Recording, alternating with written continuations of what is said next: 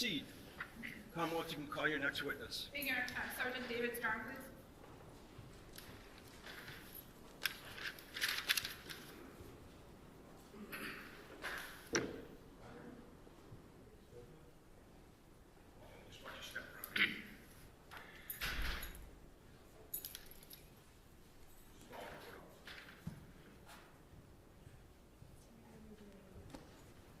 You raise your right hand, do you solemnly swear that the testimony you're about to give in this cause now in hearing shall be the truth, the whole truth, and nothing but the truth, so help you God? Thank you. Good morning. You can have a seat. Pull yourself right up to that mic. May I? Yes, please. Good morning. Good morning. In a nice loud voice, if you could please state your name and spell it for the record. Yes, my name is David Strong, S-T-R-O-N-G. And how are you employed, sir? I'm a sergeant on the Mass State Police. How long have you been employed by the Massachusetts State Police? 14 years. And if you could just give us a brief chronology of your assignments while on the State Police. Yes, I graduated the State Police Academy March 2012. I was assigned to patrol. 2018, I began working out of the State Police Detective Unit. And then in 2025, I was promoted sergeant. And is that the State Police Detective Unit assigned to the Essex District Attorney's Office? Yes.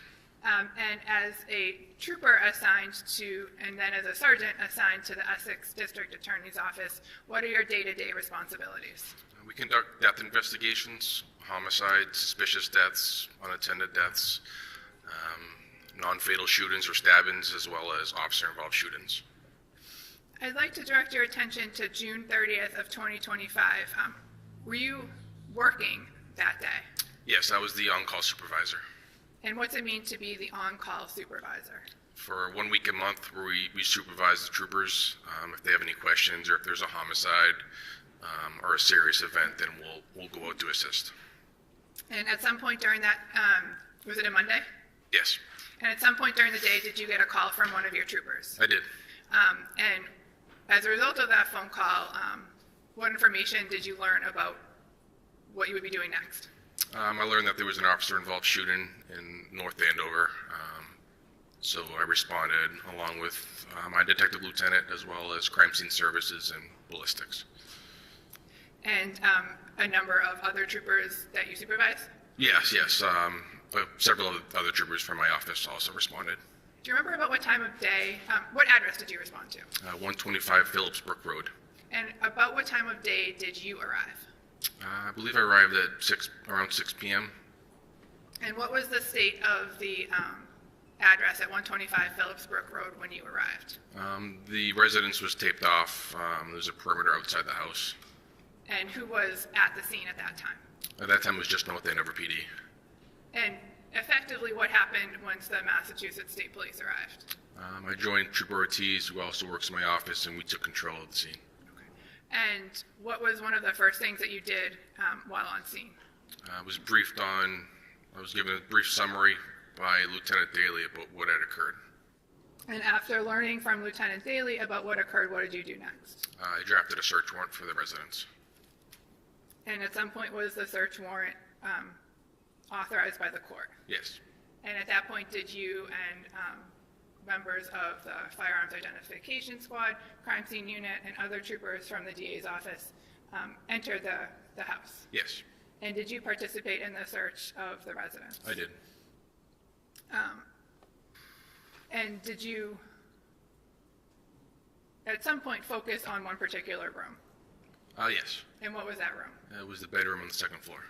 And was that the bedroom to the right or to the left? To the right.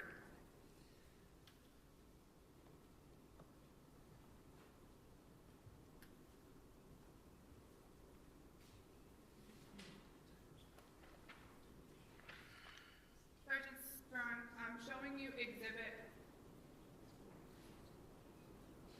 51. Do you recognize that photograph? Yes. And what's depicted in that photograph? It's a green-colored chest, as well as a chair and a box. So the green colored chest you're referring to is this item here? Yes. And where was that in relation to the layout of the room? It would be to your immediate left when you went to the room. And is this the red box you're referring to? Yes. And is that the chair as you saw it that day? It is. At some point, did other members of the search team open the green chest? Yes.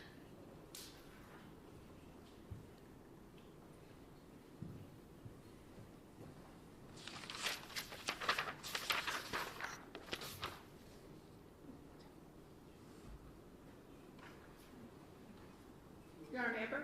Yeah, will there be objections to these? No, you're not Okay. supposed to. They can All right, be so admitted. let's just have them marked and admitted.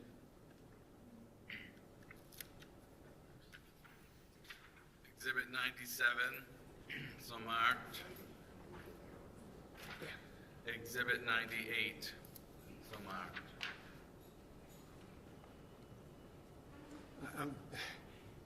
It was a 98, 97? And 97 and 98? Yes. Okay, thank you. may I display that, Your Honor? Yes, please. Showing you exhibit 97, Sergeant Strong. Do you recognize that photograph? Yes. And what's depicted in that photograph? That's the inside of the orange-colored chest with 2 firearms and firearms case. Is the firearms case the black box? Yes. Okay. At some point, did you or other members of your team move those items? Yes. And where did you move them to? To the bed. Move to the where? The bed. The bed. Okay. Showing you exhibit 98.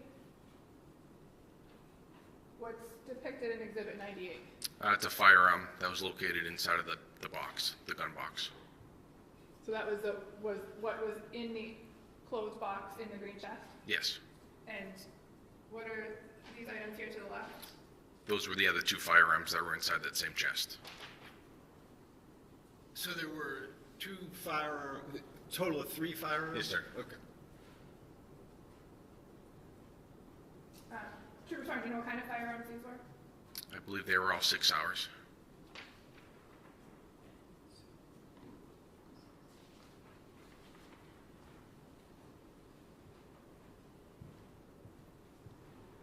And do you know what happened to the firearms after they were photographed? Yes, a trooper assigned to my office recovered them and secured them in our evidence. And is that where they are today? Yes. May I have one, Your Honor? Yes. No further questions, thank you. Okay. Cross? Thank you, Your Honor.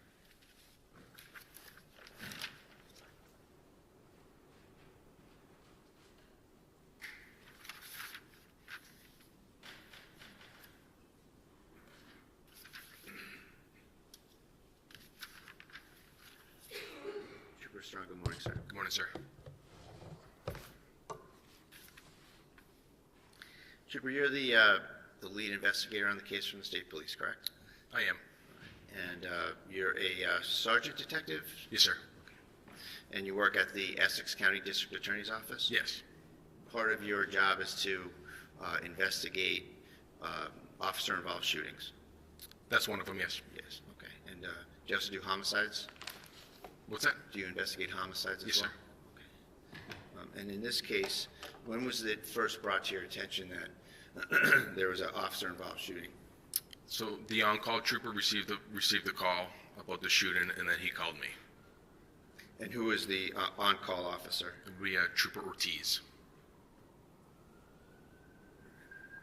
And when you received that call, what did you first do? I notified my detective lieutenant, and we responded to the scene. Is that Detective Lieutenant DeMeo? Yes, sir. And what time was the shooting? I don't recall off the top of my head. Was it approximately 6 p.m.? Around there. And what time did you arrive? Probably 25 minutes after I received the call, 30 minutes after I received the call. All right, 6:30-ish, about Yes. 6:30? Okay. What did you see when you got there? The house was taped off, and there were detectives and police officers standing outside. Now, I'm going to ask you to distinguish between North Andover police officers and state police officers. Okay. When you got there, who was in control of the crime scene? At that time, Trooper Ortiz was there first, and then I arrived. Do you know when Trooper Ortiz got there? It must have been 5 or 10 minutes before I got there. All right, so doing the math, it's about probably 20 minutes where the North Andover police have exclusive control of the crime scene? Yeah, approximately. Did you recognize or know any of the North Andover police officers that were there? No, sir. Did you recognize or know the chief of police for North Andover? No, sir. Did you meet any North Andover police officers when you were there? I spoke with Lieutenant Daly and Lieutenant Domenico. Okay. Who's in charge of that crime scene in this circumstance? Is it the North Andover police or the Mass State Police? Mass State Police. Okay. And as a practical matter, as we said, that transfer could only happen when a state trooper gets there, right? Yes. And the first trooper's there about 6:20, probably, Yeah, approximately. and then you get there around 6:30. Yes. And what was what happened with respect to kind of taking over the crime scene? We just made sure the house was secured. Nobody was inside. Nobody crossed the tape line of the perimeter. And then we knew that we needed to draft a search warrant. Okay. When you got there, did you go in the house? No. When did you first go in the house? Once we got a search warrant. Okay. Were there any North Andover police officers in the house? No. Okay. And when you were there anyway? Correct. Do you know if that was by coincidence or by some order of someone that nobody be in the house or what? It was by an order. Everybody knew that we were in a search warrant, and everybody knew not to be in the house. Okay. When you first got there, what did you do while you were there before you worked on the search warrant? I spoke with Lieutenant Daly and Lieutenant Domenico. Okay. Where did that occur? It was in this, kind of near the school, outside of the house. Was it on the school property or was it on the house property? It was in the school, it would be in the street, so the school Sidewalk park. or something? Yeah. Okay. Was there any mention, to your knowledge or awareness, of any invocation of the town policy regarding drug testing? No. No conversation about that at all? No. All right. Did you speak with Officer Noonan at the scene? No. Where was Officer Noonan? He wasn't on the scene. Okay. Do you know what happened to him? I believe he went to the hospital. Okay. And do you know any circumstances about that? I do not. And you know that that's a common occurrence when there's an officer-involved shooting. The officer's always taken to the hospital, right? Yes, sir. And that's a precaution, but it also gets him out of investigative scrutiny, doesn't it? I think it's policy. Right, okay. So then you decided to obtain a search warrant, and the reasons for that were what? That the person that was shot owns the house, and they're not around to consent? Is that a fair statement? Correct. Okay. At some point, Ms. Fitzsimmons was charged with assault as well as assault with intent to murder, right? Assault, I should say it better. Assault by means of a dangerous weapon and assault with intent to murder. Officer Noonan, correct?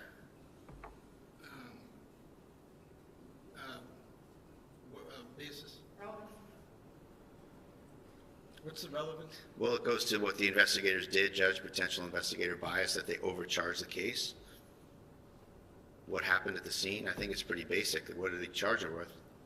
Okay, why, how is that relevant to me as the fact finder in determining whether the Commonwealth met its burden on the charge that resulted? So, I think it just goes to potential investigator bias, wherever it may be found. I think it goes to how they perceive the situation early on. It's part of the case. It's part of the circumstances of the case, Your Honor. all right, I'll tell you what, I'm going to sustain the objection. You can make a proffer if you want to protect the record, but I'm going to sustain it. Okay, that's it, Judge, just for those issues. Thank you. Thanks. So Ms. Fitzsimmons was charged, Yes. and that was on what date? I don't want to quiz you. How about July 3rd? July 3rd, yes, sir. Okay, a few days later. Yes. Okay. And on July 3rd, talked to Officer Noonan? Yes. Was that the first time you talked to him? Yes. All right. And where was that? North Andover Police Department. And what were the circumstances of that? We met in a conference room at the police department. It was myself and Detective Lieutenant Robert DeMeo, as well as an attorney. Okay. And that was an interview that was recorded on your body camera, correct? Yes. And the body camera obviously takes video and takes audio, right? Yes. And now in that interview, you put your body camera on the desk, right? Yes. And you didn't put the body camera on the person you were interviewing, though, right? I don't recall exactly where it was facing when I put it down. So, but don't you know that we don't have video of any of these officers when they're testifying from your body camera? You mean interview? Yes, I'm sorry, when they're interviewed. Thank you, Aaron. I tried to do them all consistently. I think I put it in the center of the table. So you know that Noonan's not on video when he's testifying, right? Yes. Okay. So that was a deliberate decision you made to not video the witness that you were interviewing? No. Because, I mean, isn't it important to kind of see the witness's demeanor, reactions to questions, their emotional state when you have a body camera? I felt it was just as important to get the audio as well as everybody else in the room.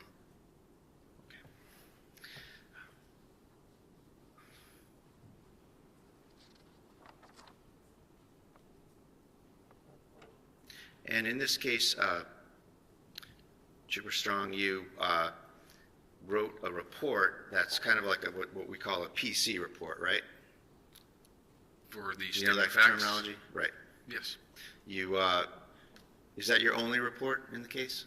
No, I drafted several reports. Okay. And in terms of the report for court, you sort of encapsulated the statements of all the other people in the case, right? I believe I summarized 3. Okay.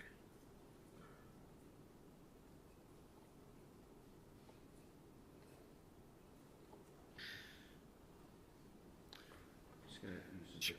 Yes.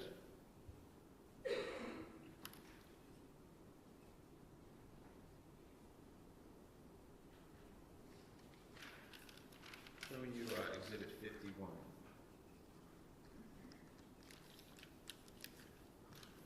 So it's fair to say that Exhibit 51 shows the door frame of the bedroom where the shooting happened, right? Yes, sir. And it shows this chest right here that I'm pointing to. Yes. The firearms, you observed those extra firearms that were in the chest, right? Yes. And it's fair to say those firearms had nothing to do with the shooting in that room, right? Yes. So that's like a chest that has leather trim on it, right? Yes. It has kind of a top that swings back and opens up, Yes.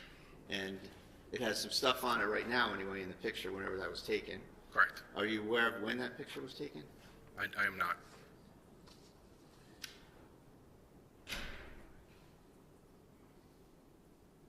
And it's fair to say that the end of the chest kind of lines up with the door frame, right? It's very close.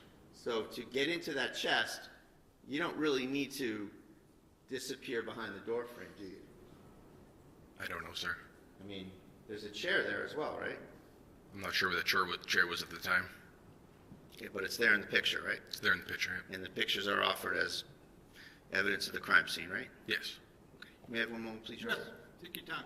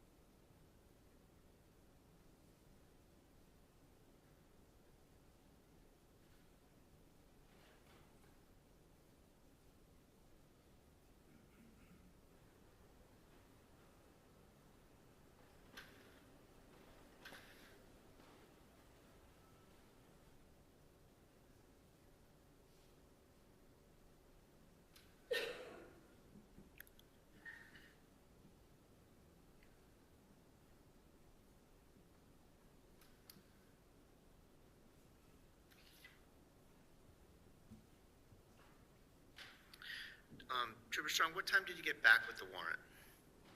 I believe it was before midnight.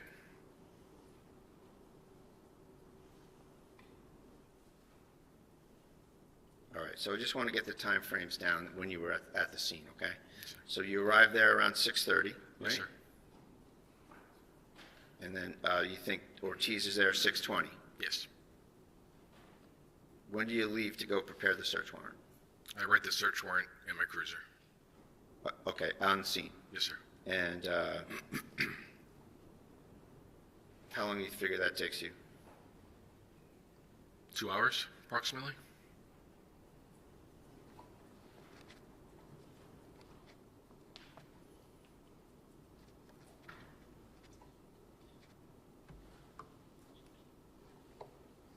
Then what did you do when you had the search warrant drafted? I contacted the clerk. Did you involve any assistant district attorney from the Essex DA's office? Did I involve one? Yeah. Yes. Okay. And when was that? I believe on scene. On scene? Who was on scene? ADA Guptosi, Detective Lieutenant Robert DeMeo.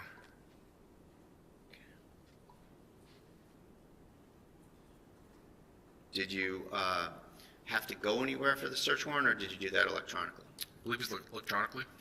And you emailed it to the clerk. Do you know when you emailed it to the clerk? I do not.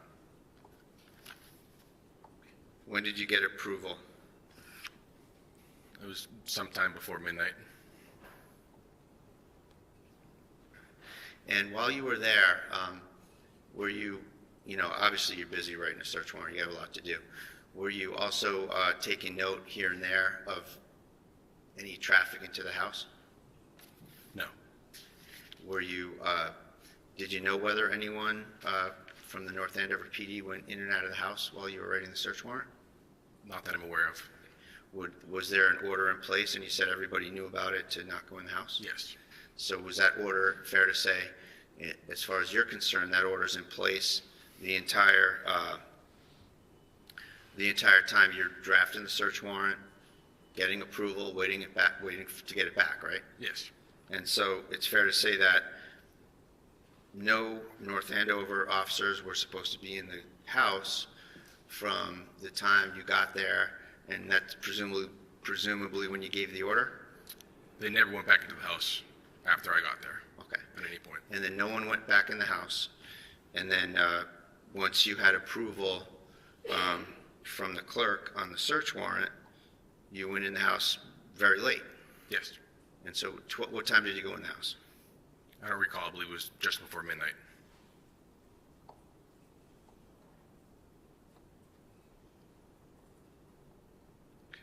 Who went in the house with you? Crime scene services, ballistics, and other members from Essex SPDU, State Police Detective Unit. Okay. Did any North Andover officers go in the house? No.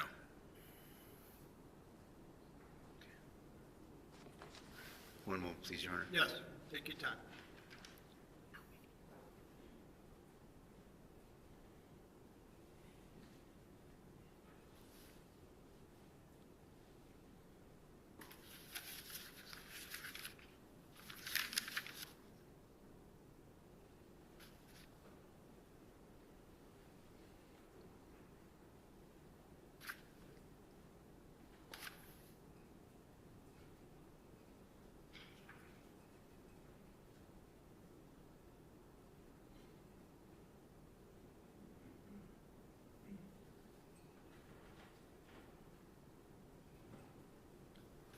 Thank you very much. Thank you. Nothing further.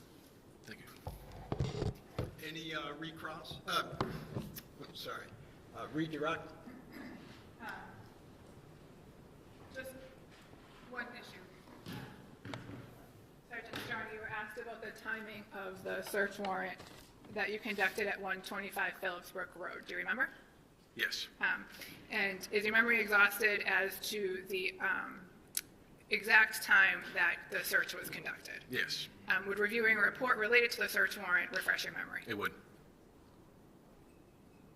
May I approach? Yes.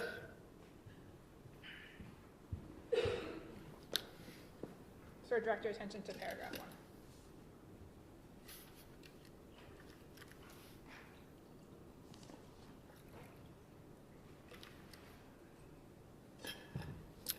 Yes.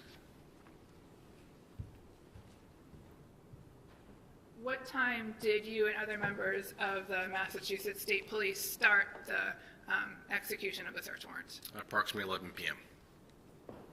No further questions. Any, I'm sorry? No questions. Okay, just for clarification, Sergeant, so the search warrant was approved by a judicial official? Yes, sir. Do you recall who that was? I do not. Was it, do you recall what court the person was from? No, it wasn't Lawrence, Essex County. It was a different county, I believe. Okay, it was like an on-call judge or something? Yes, sir. Okay. Yes, sir. And is it fair to say that I had no involvement in reviewing or approving that search warrant? Yes, it is. And is it fair to say that Mr. Ruane, when you mentioned something about a clerk, had no involvement in the issuance or review of that search warrant? He did not. Counsel, either side wish to follow up on that? No, thank you. Okay. All right, thank you very much, Thank you, Your Honor. Sergeant. You may step down. Commonwealth, can you call your next witness? Commonwealth rests. All right, the Commonwealth rests.